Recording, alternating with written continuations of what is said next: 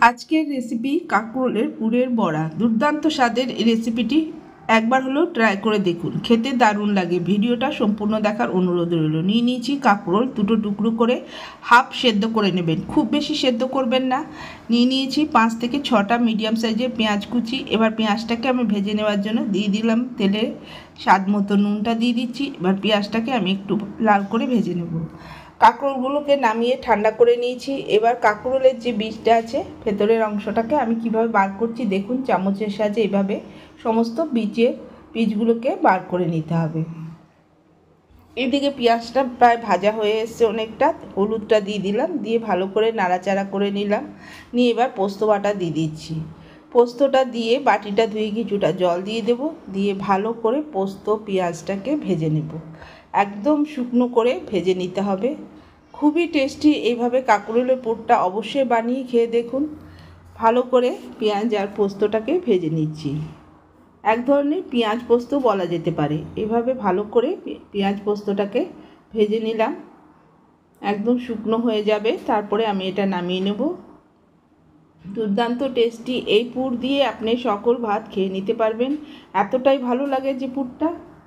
দিয়ে ভালো করে ভেজে আমি এবার এটাকে নামিয়ে নিচ্ছি। দেখুন, নামিয়ে নিয়ে আমি এটা রেখে দেবো কিছুক্ষণ ঠান্ডা হওয়ার জন্য।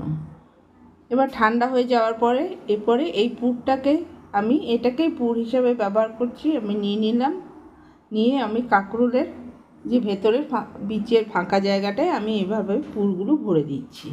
এভাবে আমি সমস্ত কাঁকরোলের পুর ভরে দিলাম। এর পুর রেডি হয়ে গেল। এবার একটা ব্যাটার বানাবো। তার জন্য একটা বোল নিয়ে নিলাম, তার মধ্যে আমি 3-4 চামচ নিয়ে নিচ্ছি ময়দা, স্বাদ মতো নুন, সামান্য মিষ্টি, হলুদ, একটু সাদা তেল ভালো করে মিশিয়ে নিলাম আমি সমস্ত উপকরণগুলোকে। এবার অল্প অল্প জল দিয়ে সুন্দর করে একটা মোটা ব্যাটার বানাবো। ব্যাটারটা কিন্তু পাতলা হলে খুব ভালো হবে না, একটু মোটা করে বানাতে হবে। তার জন্য অল্প অল্প করে জল দিয়ে ভালোভাবে মেখে নিতে হবে, যেন কোনো রকম দানা জাতীয় কিছু না থাকে। এই দেখুন, এইভাবে অল্প অল্প জল দিয়ে ভালোভাবে মেখে নিলাম, একটা ঘন ব্যাটার বানিয়ে নিলাম। এবার দিয়ে দিলাম কাঁকরোলের পুরগুলো ওই ব্যাটারে। এভাবে ব্যাটারটাকে পুরের মধ্যে লাগিয়ে নিতে হবে একদম সুন্দরভাবে। পুরো ঢেকে দিলাম সুন্দর করে। নিয়ে দেখুন এইভাবে লাগিয়ে নেবেন। তারপরে তেল গরম হয়ে গেছে, তেল বসিয়ে দিয়েছি, সাদা তেল। এরপরে আমি এক একটা করে পুর তেলে দিয়ে দিচ্ছি, দিয়ে আমি এটা ভেজে নেব। খুব বেশি হাই ফ্লেম দেবেন না, তাহলে পুরগুলো পুড়ে যাবে। কাঁকরোলগুলো খেতে কিন্তু ভালো লাগবে। মিডিয়াম আঁচে এটাকে সুন্দরভাবে ভেজে নিতে হবে।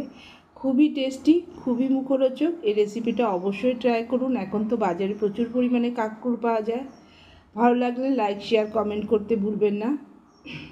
আর অবশ্যই সাবস্ক্রাইব করে চ্যানেলের সাথে থাকবেন। এভাবে উল্টে পাল্টে ভালো করে লাল করে ভেজে নিলেই রেডি হয়ে গেল কাঁকরোলের পুর। গরম ভাতে এই পুর হয়ে গেলে আর কিছু লাগবে না। ভালো থাকবেন, সুস্থ থাকবেন, আর অবশ্যই রেসিপিটা ট্রাই করবেন। কেমন লাগলো অবশ্যই জানাতে ভুলবেন না।